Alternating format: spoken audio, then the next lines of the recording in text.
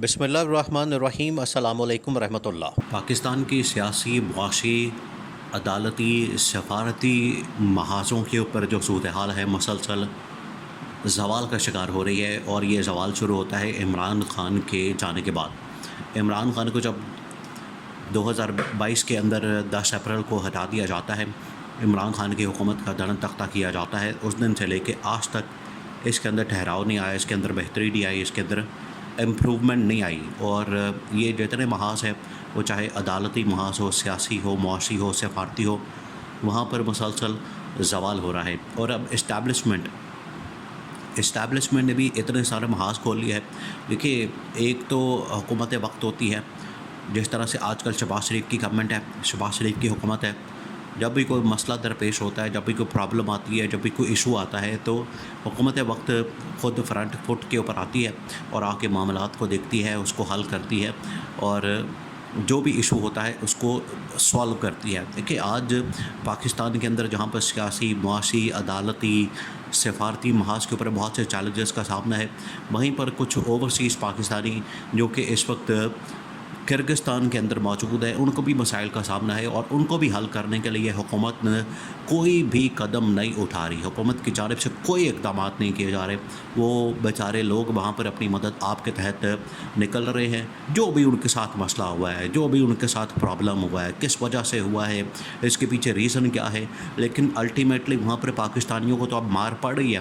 पाकिस्तानियों को तो वहाँ पर पाकिस्तानियों को निशाना बनाया जा रहा है, पाकिस्तानियों के ऊपर हमला किया जा रहा है, लेकिन वहाँ पर कोई पूछने वाला नहीं। और पाकिस्तान का नाम जो है वो बदनाम हो रहा है, कोई इसमें पूछने वाला नहीं। तो इस सारी सूरत हाल की ज़िम्मेदारी इस हुकूमत के ऊपर आयद होती है, जो कि बिल्कुल आपको नज़र नहीं आती। और इक़्तिदार की बंदरबांट के हवाले से, वजारतों के हवाले से, इदारों के हवाले से जहाँ तक बात हो, तो ये ज़रूर फ्रंट फुट के ऊपर नज़र आती है। अब इस्टेब्लिशमेंट ने बहुत बड़ा फ़ैसला किया कि ये तमाम महाज जो है वो इतने गर्म हो चुके हैं, अब हमें ख़ुद स्टेप लेना चाहिए और इमरान ख़ान को जो उसका मैंडेट है वो वापस करना चाहिए। एक जेन्युइन हुकूमत बनानी चाहिए ताकि मसाइल हल किए जा सकें। अब ये इंतहाई अहम तरीन मामला इस वक्त बन चुका है, इसको आपने समझना।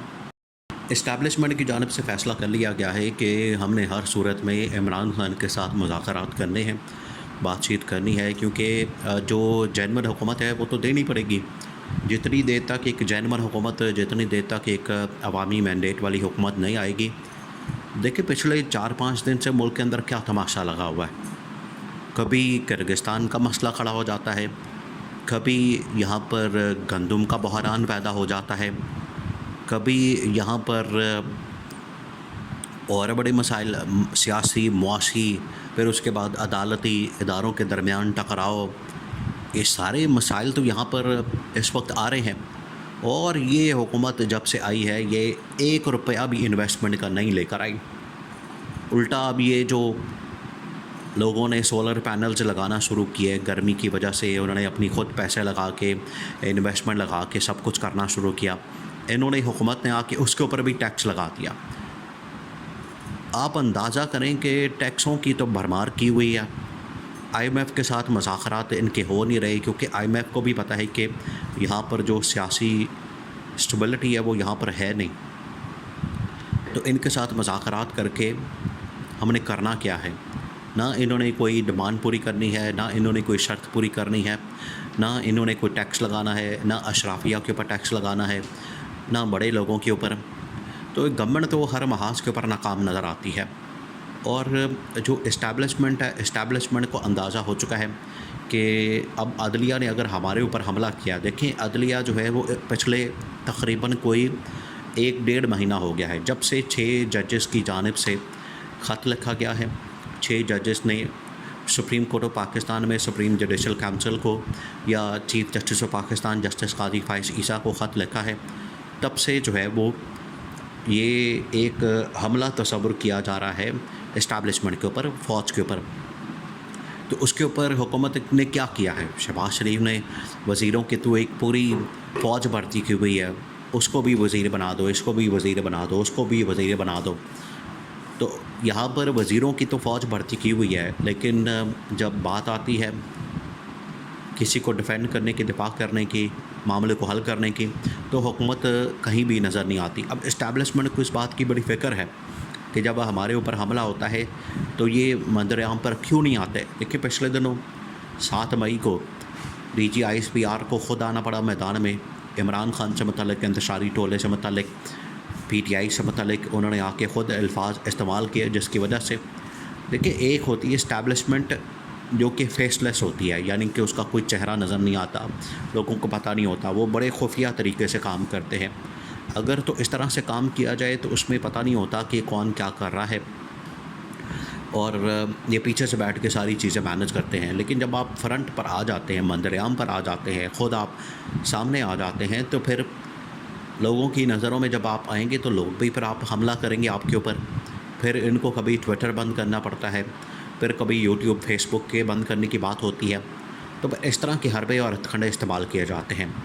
लेकिन इस्टेब्लिशमेंट मजबूर क्यों होती है मैदान में आने के लिए? आर्मी चीफ को आना पड़ा, 9 मई को DG ISPR को आना पड़ा।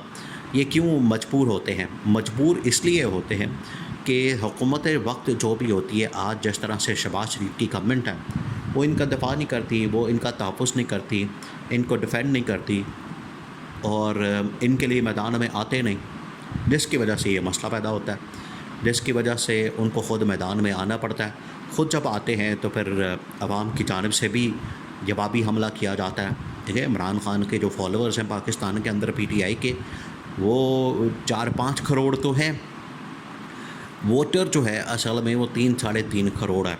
इसके अलावा अंडर 18 भी बहुत बड़ी तादाद है, और वो भी होते हैं जो घरों से नहीं निकलते, जाके वोट नहीं डालते, वो भी एक किस्म का सपोर्टर होता है। तो इमरान खान की तादाद तो तकरीबन कुछ 4-5 करोड़ है, यानी कि 40-50 मिलियन। तो इतनी बड़ी तादाद में जब आप बाहर निकलेंगे, इमरान खान को टारगेट करेंगे, तो लोग जवाब देंगे।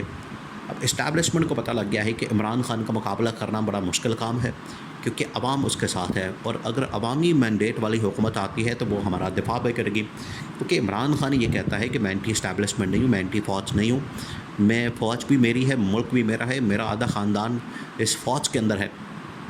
तो अब इस्टेब्लिशमेंट ने फ़ैसला किया कि इमरान खान के साथ दोबारा से बातचीत शुरू की जाए, इमरान खान के साथ दोबारा से मुज़ाकरात किए जाएँ, इमरान खान के साथ दोबारा से डायलॉग किया जाए, और एंगेजमेंट करके एक डील की तरह, डील से मुराद ये कि एक जो इमरान खान का मैंडेट बनता है वो उसको वापस किया जाए, उसको रिहा किया जाए, उसको हुकूमत दी जाए, ताकि इस हुकूमत से जान छूट सके जो इस वक्त बरसर इक़्तिदार है, जो जिसका ना सिर न पैर है, और नाकाम तरीन, निकम्मी तरीन, नाअहल तरीन हुकूमत शहबाज शरीफ की, इसको घर भेजा जाए।